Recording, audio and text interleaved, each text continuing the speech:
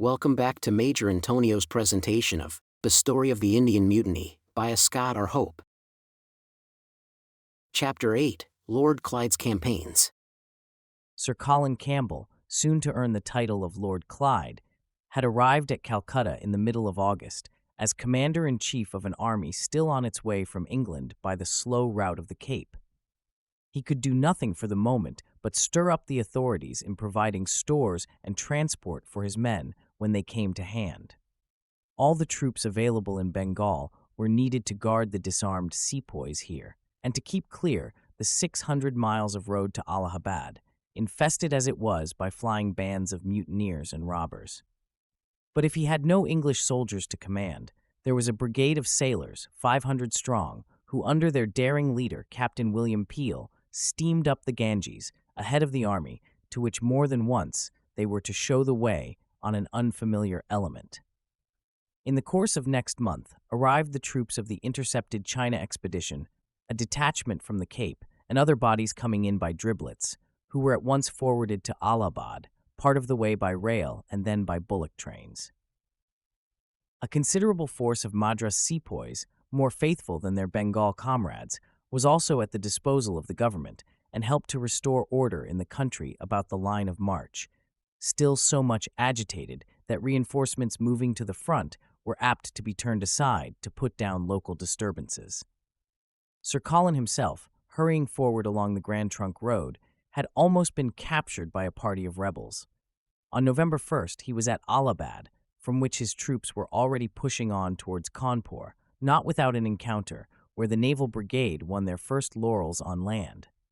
2 days later, Sir Colin reached Cawnpur, and at once had to make a choice of urgent tasks. To his left, the state of central India had become threatening. The revolted Gwalior contingent sepoys in the service of Scindia had long been kept inactive by their nominal master, but after the fall of Delhi, they marched against us under Tantia Topi, the Maratha chief who had carried out the massacre at Cawnpur, and now comes forward as one of the chief generals on the native side. This army, swollen by bands from Delhi, approached to menace the English communications on the Ganges, if it were not faced before our men turned to the right for the relief of Lucknow. The question was whether or not to deal with Tantia Topi at once. But Sir Colin, misled like Havelock by a false estimate of the provisions in the Residency, decided at all risks to lose no time in carrying off the garrison there, even though he must leave a powerful enemy in his rear. Over and over again in this war, English generals had to neglect the most established rules of strategy, trusting to the ignorance or the cowardice of their opponents. Yet Tantia Topi showed himself a leader who could by no means be trusted for failing to improve his opportunities. Leaving behind him, then, 500 Europeans and a body of Madras sepoys under General Wyndham to hold the passage of the Ganges at Cawnpur, the commander-in-chief marched northwards to join Sir Hope Grant, awaiting him with a column released from Delhi, and the combined force moved upon the Alam Bag, still held by a detachment of Outram's force. From this point, they were able to communicate with the Residency by means of a semaphore telegraph erected on its roof, worked according to the instructions of the penny cyclopedia, which happened to be in the hands of the besieged. Native messengers also passed to and fro, through whom Outram had generously recommended the relieving army to attack Tantia Topi first, letting his garrison hold out upon reduced rations, as he thought they could do, till the end of November. He had thus furnished Sir Colin with plans of the city and directions that would be most useful to the latter as a stranger. But it seemed important to give him some guide fully to be trusted for more precise information as to the localities through which he must make his attack. A bold civilian, named Kavanagh, volunteered to go from the Residency to the camp on this dangerous errand, by which he well earned the Victoria Cross. In company with a native, himself dyed and disguised as one of the desperadoes who swarmed about Lucknow, Kavanagh left our lines by swimming over the river, recrossed it by a bridge, and walked through the chief street, meeting few people, none of whom recognized him for a European. Outside the city, the two companions lost their way, but were actually set right by a picket of the rebels, who here and there challenged them or let them pass without notice. Before daybreak, they fell in with the British outposts, and at noon, a flag on the alum bag informed the garrison of their emissary's safe arrival. On November 12th, Sir Colin reached the alum bag, where he spent one more day in making final arrangements. Then, on the 14th, he set out to begin the series of combats by which he must reach a hand to our beleaguered countrymen. His army, with reinforcements coming up at the last moment from Cawnpore, numbered some 5,000 men and 50 guns, made up in great part of fragments of several regiments, the backbone of it the 93rd Highlanders, fresh from England, and steeled by the Crimean battles in which they had learned to trust their present leader.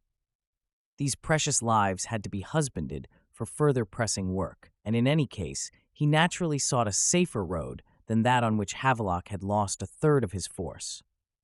One looking at the map of Lucknow might be puzzled to explain the circuitous route taken by both generals from the alum bag to the Residency, which stand directly opposite each other on either side of the city, some 3 or 4 miles apart. Running a gauntlet of street fighting was the main peril to be avoided. Then, not only should the approach be made as far as possible through open suburbs, but while the Residency quarter is bounded by the windings of the Gumti to the north, the south and east sides are defended by the canal, a deep curved ravine, in the wet season filled with water. Instead of forcing his way, like Havelock, over its nearest bridge, Sir Colin meant to make a sweep half round the city on the further side of this channel, taking the rebels by surprise at an unexpected point, as well as hoping to avoid the fire of the Kaiser Bag, a huge royal palace, which was their headquarters and commanded the usual road to the Residency. His first move was to the Dilkusha, a hunting palace with a walled enclosure, which he fortified as a depot for his stores and for the great train of vehicles provided to carry off the women and children.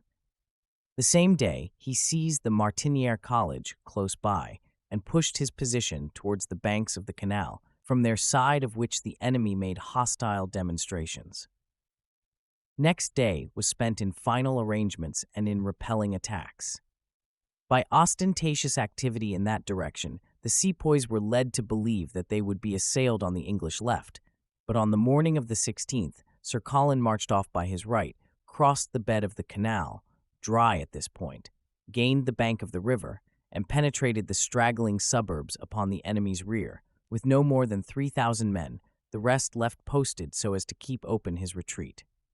A small force this for a week's fighting under most difficult circumstances against enormous odds, where a way must again and again be opened through fortified buildings. The line of march lay along narrow winding lanes and through woods and mud walls that for a time sheltered our troops from fire. The first obstacle encountered was the Secundar Bag, one of those walled gardens which played such a part in the operations about Lucknow and Delhi. Its gloomy ruins stand today to tell a dreadful tale. The approaches had first to be cleared, and the walls battered by guns that could hardly be forced up a steep bank under terrible fire. In half an hour, a small hole had been knocked through one gate. Then, Highlanders and Sikhs racing to be foremost in the fierce assault, the enclosure was carried, where 2,000 mutineers were caught as in a trap. Some fought desperately to the last. Some threw down their arms begging for mercy, but found no mercy in hearts maddened by the remembrance of slaughtered women and children. Cawnpore was the cry with which our men drove their bayonets home, and when the wild din of fire and sword, of shrieks and curses at length fell silent, this pleasure garden ran with the blood of 2,000 dusky corpses, piled in heaps or strewn over every foot of ground. We may blame the spirit of barbaric revenge, but we had not seen that well at Cawnpore. The advance was now resumed across a plain dotted by houses and gardens, where soon it came once more to a stand before the Shah Nujif, a mosque surrounded with high loopholed walls that proved a harder nut to crack than the Secundar Bag. For hours it was battered and assaulted in vain, the general himself leading his Highlanders to the charge. In vain, the guns of Peel's naval brigade were once brought up within a few yards of the walls, worked as resolutely as if their commander had been laying his ship beside an enemy's. In vain, brave men rushed to their death at those fiery loopholes, while behind them reigned a scene of perilous confusion, the soldiers able neither to advance nor retreat among blazing buildings and deadly missiles. The narrow road had become choked up by the train of camels and other animals, so that ammunition could scarcely be forced to the front. From the opposite side of the river, the enemy brought a heavy gun to bear upon the disordered ranks. Our batteries had to be withdrawn under cover of a searching rocket fire. For a moment, Sir Colin feared all might be lost. Yet, after all, what seems little better than an accident put an easy end to this desperate contest. At nightfall, a sergeant of the 93rd, prowling round the obstinate wall, discovered a fissure through which the Highlanders tore their way, to see the white-clad sepoys flitting out through the smoke before them. Our men could now lie down on their arms, happy to think that the worst part of the task was over. Next morning, the same laborious and deadly work went on. Other large buildings had to be hastily bombarded and a way broken through them, in presence of a host strong enough to surround the scanty force. But this day, the amazed enemy seemed to have his hands too full to interfere much with our progress. Parties had been thrown out towards the city, on Sir Colin's left, to form a chain of posts which should cover his advance and secure his retreat. Meanwhile, also, the garrison of the Residency were busy on their side, with mines and sorties, pushing forward to meet the relieving army, who spent most of the day in breaching a building known as the Mess House. This was at length carried, as well as a palace beyond, called the Motte Mahal, by gallant assaults, foremost in which were two of our most illustrious living soldiers, Lord Wolseley and Sir Frederick Roberts. Between the relievers and the defenses of the Residency, there now remained only a few hundred yards of open space, swept by the guns of the Kaiser Bag. Mr. Kavanagh appears to have been the first man who reached the garrison with his good news. Then Outram and Havelock rode forward under hot fire to meet Sir Colin Campbell on that hard-won battlefield, over which, for days, they had been anxiously tracing his slow progress. This relief may seem to fall short of the dramatic effect of Havelock's, though it has grand features of its own, and from a military point of view is a more admirable achievement. To many of the beleaguered, it brought a sore disappointment when they learned that their countrymen had come only to carry them away, and that, after all, they must abandon this already famous citadel to the foe they had so long kept at bay by their own strength. The one spot in Oud where the English flag had never been lowered throughout all the perils of the rebellion. Inglis offered to go on holding the place against any odds, if left with 600 men and due supplies. But Sir Colin, while admiring his spirit, was in no mind for sentiment, aware that not a man could be spared to idle defiance. At first, he had been for giving them only 2 hours to prepare their departure. A delay of a few days, however, was won from or forced upon him by the circumstances to be reckoned with, days to him full of anxious responsibility and for his men of fresh perils. On November 19th, a hot fire was opened against the Kaiser Bag, the enemy thus led to believe in an assault imminent here. Under cover of this demonstration, the non-combatants were first moved out in small groups behind the screen of posts held through the suburbs, all reaching the Dilkusha safely. At midnight of the 22nd, the soldiers followed, the covering posts withdrawn as they passed, and the whole force was brought off without the loss of a man, while the sepoys blinded their own eyes by continuing to bombard the deserted entrenchment. The garrison were naturally loth to leave it a prey to such a foe, who could neither drive them out nor prevent them from marching away before his face. They had to abandon most of their belongings to be plundered, the army being already too much hampered by its train. The public treasure, however, was carried off, and the sepoys so far disappointed of a prize they had striven in vain to wrest from these poor works. The guns also had been saved or rendered unserviceable. It was trying work for the women, their road being at some points under fire, so that they had to catch up the children and make a run for it. Then, once behind safe walls again, they must wait 2 or 3 days in suspense for husbands and fathers, who might have to cut their way out if the sepoys became aware what was going on. Among the first to leave were the Martiniere boys, whom we have left out of sight for a time. Some of these juvenile heroes, however, had been too eager about getting away. The elder ones, who carried arms, forgot that they were numbered as soldiers and must wait for orders before retiring. Next day, they had a sharp hint of this in being arrested and sent back under escort to the Residency, where a bold face of defense was still maintained, the enemy to be kept in ignorance of our proposed retreat. We may suppose that the young deserters were let off easily, and on the day after, Hilton and another boy, having satisfied military punctilio, obtained an honorable exit by being sent off in charge of 2 ponies conveying money and other valuable property belonging to the college. On the way, they came under fire of an enemy's battery across the river, and a shot whizzed so near that the ponies ran off and upset their precious burden. Then the boys, helped by some of Peel's sailors, who were replying to the sepoy fire, had much ado in picking up the rupees and catching their restive beasts. But, without further adventure, once more reached the camp at Dilkusha, where, with plenty to eat and the new sense of being able to eat it in safety, they could listen to the roar of guns still resounding in the city. The final scene is described for us by Captain Birch, who had throughout acted as aide-de-camp to Inglis. First, the garrison in immediate contact with the enemy at the furthest extremity of the Residency position was marched out. Every other garrison in turn fell in behind it, and so passed out through the Bailey Guard Gate till the whole of our position was evacuated.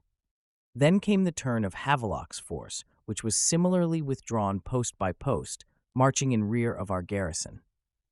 After them again came the forces of the commander-in-chief, which joined on in the rear of Havelock's force.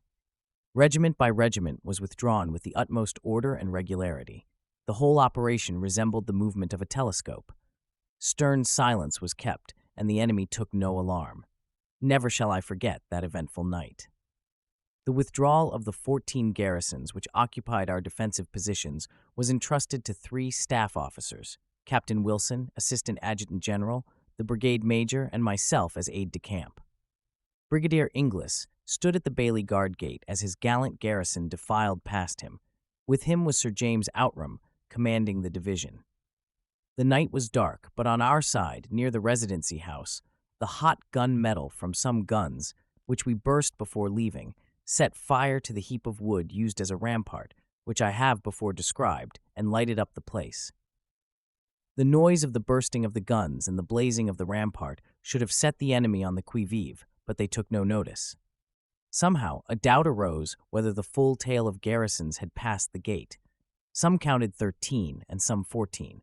Probably 2 had got mixed. But, to make certain, I was sent back to Inez's post, the furthest garrison, to see if all had been withdrawn. The utter stillness and solitude of the deserted position with which I was so familiar struck coldly on my nerves. I had to go, and go I did. Had the enemy known of our departure, they would ere this have occupied our places, and there was also a chance of individuals or single parties having got in for the sake of plunder. But I did not meet a living soul. I think I may fairly claim to have seen the last of the Residency of Lucknow before its abandonment to the enemy. Captain Waterman, 13th Native Infantry, however, was the last involuntarily to leave. He fell asleep after his name had been called, and woke up to find himself alone. He escaped in safety, but the fright sent him off his head for a time. As I made my report to the commanders at the gate, Sir James Outram waved his hand to Brigadier Inglis to precede him in departure, but the brigadier stood firm and claimed to be the last to leave the ground which he and his gallant regiment had so stoutly defended. Sir James Outram smiled then, extending his hand, said, "Let us go out together." So, shaking hands, these 2 heroic spirits, side by side, descended the declivity outside our battered gate. Immediately behind them came the staff, and the place of honor again became the subject of dispute between Captain Wilson and myself. But the former was weak from all the hardships and privations he had undergone, and could not stand the trick of shoulder to shoulder learned in the Harrow football fields. Prone on the earth he lay, till he rolled down the hill, and I was the last of the staff to leave the Bailey Guard Gate. On the 23rd, all were united at the Dilkusha, but here the successful retreat became overclouded by a heavy loss. Havelock, worn out through care and disease, died before he could know of the honors bestowed upon him by his grateful countrymen, yet happy in being able to say truly, "I have for 40 years so ruled my life that, when death came, I might face it without fear." Under a tree, marked only with a rudely scrawled initial, he was left buried at the Alam Bagh, till a prouder monument should signalize his grave as one of the many holy spots where England's patriot soldiers lie. There was no time then for mourning. Leaving Outram with a strong detachment at the Alam Bagh to keep Lucknow in check, Sir Colin hurried by forced marches to Cawnpur, where his bridge of boats across the Ganges was now in serious danger. As the long train of refugees approached it, they were again greeted by the familiar sound of cannon, telling how hard a little band of English troops fought to keep open for them the way to safety. The city was in flames and a hot battle going on beyond the river, when Sir Colin appeared upon the scene, not an hour too soon, for his small force here had been driven out of its camp into the entrenchment covering the bridge. "Our soldiers do not withdraw well," an observer dryly remarked of this almost disastrous affair. Next day, he crossed the Ganges to confront Tantia Topi with less unequal force. Before doing anything more, he must get rid of his encumbering charge, some of whom had died in the haste of that anxious march. On December 3rd, the non-combatants were sent off towards Allahabad, on carriages or on foot, till they came to the unfinished railway, and had what was for many of them their first experience of railroad traveling. As soon as they were well out of danger, on December 6th was fought the Third Battle of Cawnpur, which ended in a disastrous rout of the rebels. This victory could not be immediately followed up, owing to want of transport, the carriages having been sent off to Allahabad. But Sir Colin now felt himself master of the situation, with also the cold weather, as it is called by comparison, in favor of English soldiers, and laid his plans for thoroughly reconquering the country, step by step. We need not track all his careful movements, which lasted through the winter, and indeed beyond the end of next year. It would be a too tedious repetition of hopeless combats and flights on the part of the enemy, hiding and running before our forces, who eagerly sought every chance of bringing them to bay. The dramatic interest of the story is largely gone, now that its end becomes a foregone conclusion. So leaving Sir Colin and his lieutenants to sweep the Doab, we return next spring to see him make an end of Lucknow, which all along figures so prominently in these troubles. It was here that the rebellion died hardest, since in Oud it had more the character of a popular rising and not of a mere military mutiny. The commander-in-chief would have preferred to go on with a slow and sure conquest of Rohilkhand, letting Lucknow blaze itself out for the meanwhile, but the governor-general urged him to a speedy conquest of that city, for the sake of the prestige its mastership gave, so much value being attached to the superficial impressions of power we could make on the native mind.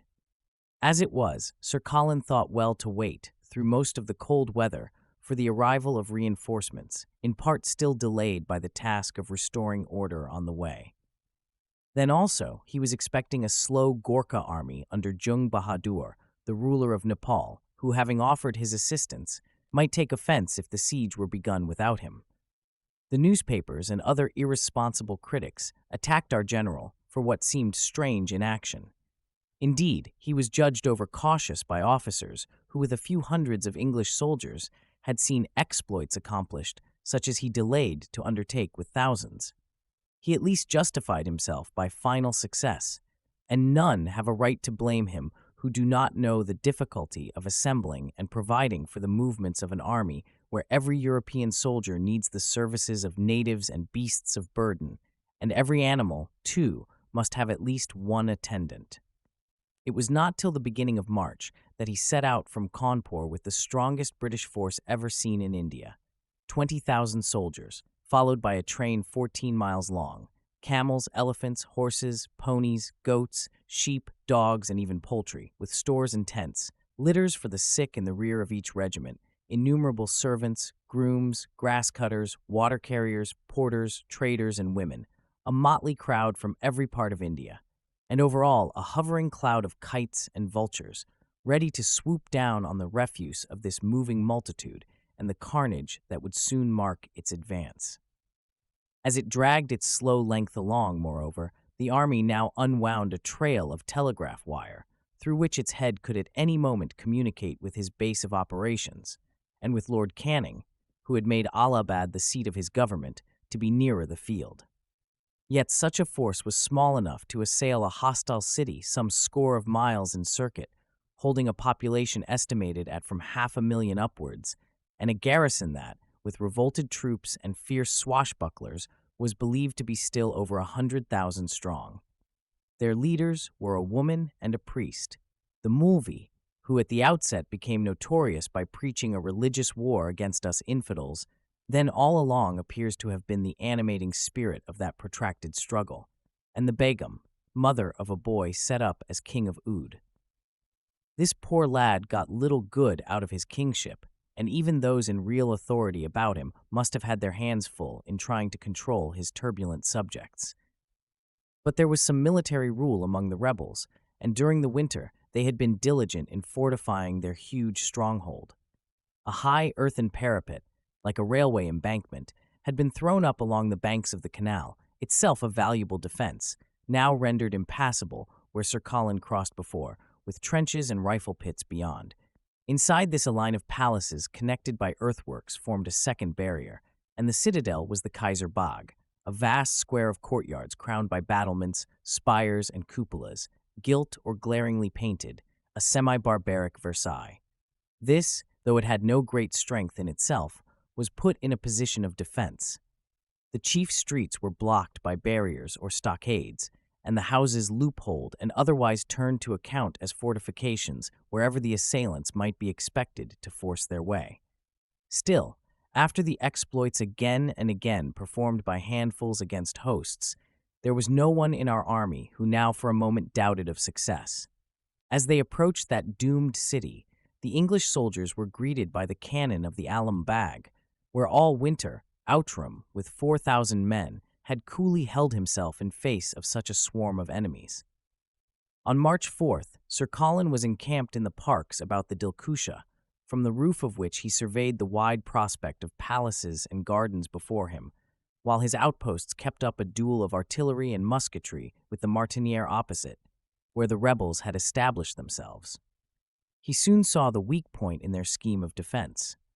They had omitted to fortify the city on its north side, supposing this to be protected sufficiently by the river, the two permanent bridges of which were a long way up beyond the residency and approached on the further bank through straggling suburbs. Here, then, the enemy not being prepared was the best place to attack, and though before more resolute and skillful opponents, it would be counted rash to separate the two wings of an army by a deep river. Under the circumstances, this was what Sir Colin resolved to do. A pontoon bridge was thrown across the Gumti, by which, on the 6th, Outram crossed with a column of all arms to encamp near Chinhut, the scene of our reverse under Sir Henry Lawrence. The next 2 days were spent in pushing back the enemy, who had soon discovered Outram's movements, and by the morning of the 9th, he had established himself on the left side of the river, with a battery enfilading the rear of the first defensive line running from its right bank. Just as the guns were about to open fire, it appeared that the rebels had not stayed for any further hint to be off. On the opposite side could be seen a detachment of Highlanders waiting to carry the abandoned wall. Shouts and gestures failing to attract their attention, a brave young officer volunteered to swim over the river to make certain how matters stood, and presently a dripping figure was seen on the top of the parapet, beckoning up the Highlanders, who rushed in to find the works here abandoned to them without a blow. The Martiniere, close by, was carried with almost equal ease, the sepoys swarming out like rats from a sinking ship, and thus quickly a footing had already been gained in those elaborate defenses. Before the day was over, we held the enemy's first line of defense. For another 2 days, the operations went on without a check, Outram advancing on the opposite side as far as the bridges and bombarding the works in the city from flank and rear, while Sir Colin took and occupied, one by one, the strong buildings, some of which, already familiar to his companions in the former attack, were found still tainted by the corpses of its victims, but this time gave not so much trouble. Jung Bahadur now arrived with his Gorkhas, enabling the line of assault to be extended to the left.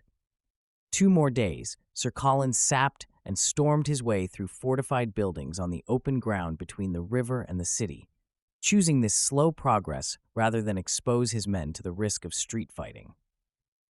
On the 14th, the third line of works was seized, and our men pressed eagerly forward into the courts and gardens of the Kaiser Bag, which at once fell into their hands with some confused slaughter.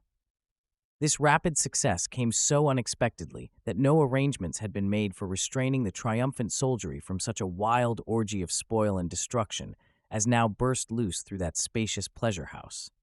The scene has been vividly described by Dr. Russell, the Times correspondent, who was an eyewitness. Walls broken down, blazing or ball-pitted, statues and fountains reddened with blood, dead or dying sepoys in the orange groves and summer houses. At every door, a crowd of powder-grimed soldiers blowing open the locks or smashing the panels with the butt ends of their muskets, their officers in vain trying to recall them to discipline. The men, drunk with plunder, smashing vases and mirrors, ripping up pictures, making bonfires of costly furniture, tearing away gems from their setting, breaking open lids, staggering out loaded with porcelain, tapestry, caskets of jewels, splendid arms and robes, strangely disguised in shawls and headdresses of magnificent plumes. Even parrots, monkeys, and other tame animals were made part of the booty. One man offered Dr. Russell for 100 rupees a chain of precious stones afterwards, sold for several £1,000s. Another was excitedly carrying off a string of glass prisms from a chandelier, taking them for priceless emeralds. Some might be seen swathed in cloth of gold, or flinging away 2 cumbrous treasures that would have been a small fortune to them. This wasteful robbery broke loose while the din of shots and yells still echoed through the battered walls and labyrinthine corridors of the palace. Then, as fresh bands poured in to share the loot, white men and black, these comrades had almost turned their weapons on each other in the rage of greed. And meantime, without gathered a crowd of more timid but not less eager camp followers, waiting till the lions had gorged themselves to fall like jackals upon the leavings of the spoil. To this had come the rich magnificence of the kings of Oud.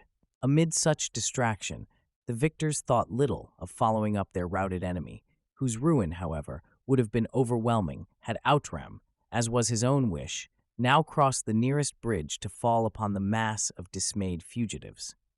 Sir Colin had given him leave to do so on condition of not losing a single man, an emphatic caution, perhaps not meant to be taken literally, but Outram, whom nobody could suspect of failing in hardihood, interpreted it as keeping him inactive. Thus a great number of rebels now made their escape, scattering over the country. Many still clung to the further buildings, which remained to be carried. Even 2 days later, some of them had the boldness to sally out against our rear at the Alam Bag, and the Mulvi, their leader, did not take flight for some days. But, after the capture of the chief palace, the rest could be only a matter of time. By the end of a week, with little further opposition, on March 21st, we had mastered the whole city, to find it almost deserted by its terrified inhabitants, after enjoying for almost a year the doubtful benefits of independence. The British soldiers were now lodged in the palaces of Oud and might stroll admiringly through the ruins of that wretched fortress, which, in the hands of their countrymen, had held out as many months as it had taken them days to overcome the formidable works of the enemy. Their victory was followed up by a proclamation from the Governor-General that, in the opinion of many, seemed harsh and unwise, since, with a few exceptions, it declared the lands of Oud forfeit to the conquering power.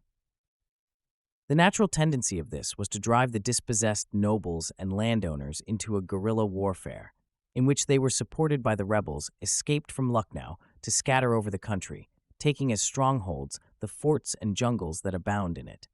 Nearly a year, indeed, passed before Oud was fully pacified. After sending out columns to deal with some of the most conspicuous points of danger, Sir Colin moved into Rohilkhand, his next task being the reduction of its no less contumacious population. On May 5th, a sharp fight decided the fate of Bareilly, its capital. Then he was recalled by the Oud rebels, growing to some head again under that persistent foe, the Mulvi. But, next month, the Mulvey fell in a petty affray with some of his own countrymen, a too inglorious end for one of our most hardy and determined opponents, who seems to have had the gifts of a leader as well as of a preacher of rebellion. Again, may be hurried over a monotonous record of almost constant success. The troops had suffered so frightfully from heat that they must now be allowed a little repose through the rainy season. With next winter began the slow work of hunting down the rebels, in which Sir Hope Grant took a leading part. By the spring of 1859, those still in arms had been driven into Nepal or forced to take shelter in the pestilential, tiger-haunted jungles of the Terai, while throughout Hindustan, burned bungalows were rebuilding, broken telegraph posts replacing, officials coming back to their stations, and the machinery of law and order became gradually brought again into gear, under the dread of a race that could so well assert its supremacy. This concludes today's reading of The Story of the Indian Mutiny, by Ascott R. Hope. Join us also the day after tomorrow for the subsequent chapter, or download the entire audiobook from our webshop at antonio.net. Thank you for listening, and so long.